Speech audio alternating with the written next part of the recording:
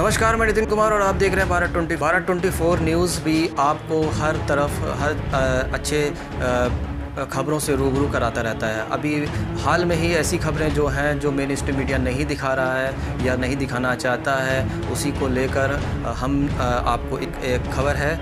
जैसे लॉकडाउन में कामगारों का भविष्य तबाह हो चुका है, ज़िंदा रहने के लिए खर्च कर रहे हैं अपनी जमा पूंजी। ये बड़ी खबर है जो कि मेन स्ट्रीम मीडिया इसको नहीं दिखा रहा है। अब आप समझ सकते हैं कि पिछले 4 महीनों में कमाई और नौकरियां नहीं रहने पर 80 लाख से ज़्यादा कामगारों ने अपने भविष्य निधि के पैसों को निकाला है। आप अंदाज़ा लगा सकते हैं कि इस तरीके से भविष्य निधि योजना जो संगठन वो है EPF, उससे पैसा निकाला जा रहा है। अब आपको पूरा सिलसिलेवार तरीके से आपको बताते हैं कि अप्रैल से लेकर जुलाई के बीच तक कर्मचारी भविष्य निधि योजना EPF से करीब 30,000 करोड़ रुपए निकाल चुके हैं। EPF में श्रमिकों की बचत के 10 लाख करोड़ रुपए की भारी भरकम राशि है और इस राशि का प्रबंधन EPF करता है। ये खुलासा EPF के एक अधिकारी ने किया है, जिसमें उन्होंने ये चीज़ बताई है कि अप्रैल और जुलाई के तीसरे सप्ताह के बीच निकाली गई यह राशि आमतौर पर इस अवधि पे निकाली जाने वाली राशि से सामान्य से कहीं ज़्यादा है। तो ये बात महामारी के चलते नौकरी जिनकी चली गई, वेतन की कटौती हो गई या इलाज के पर्याप्त पैसे नहीं हो पाते हैं तो वो पैसा निकालते हैं। तो इस तरीके से आप समझ सकते हैं कि इस महीने भी आखिर तक 1 करोड़ लोग अपनी जमा पूंजी की जो राशि है उसको निकाल लेंगे। कामगारों की सुरक्षा को लेकर सरकार नाकाम साबित हो रही है।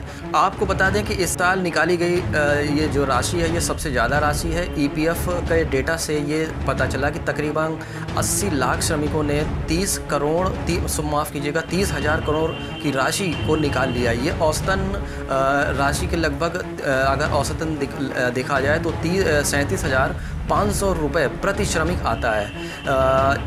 इस तरीके से आप इस चीज़ को समझ सकते हैं कि पिछले पूरे वित्तीय वर्ष यानी 2019 और 20 में EPF ने 150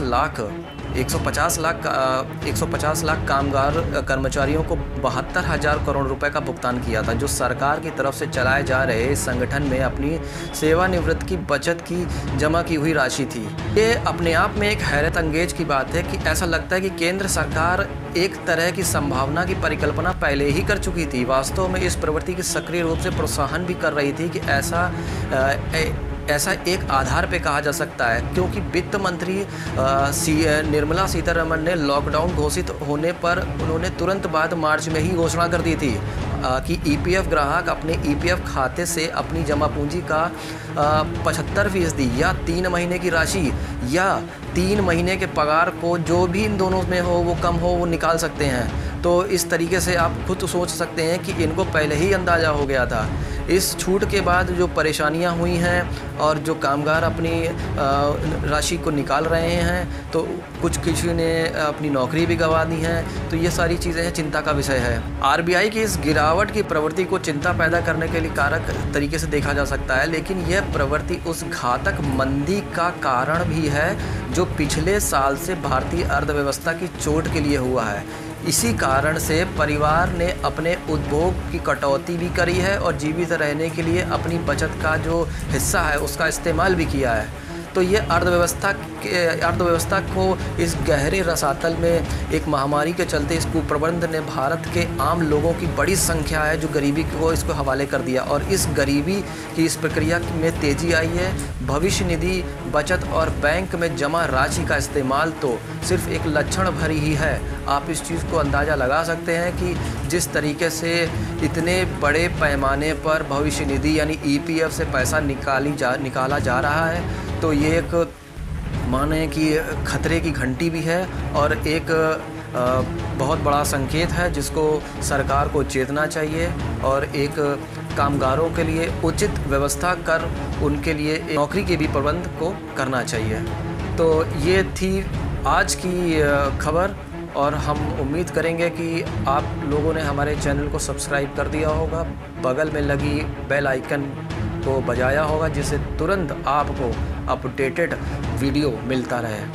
तो बने रहिए हम लोगों के साथ में और देखते रहिए भारत 24 और तब तक के लिए नमस्कार।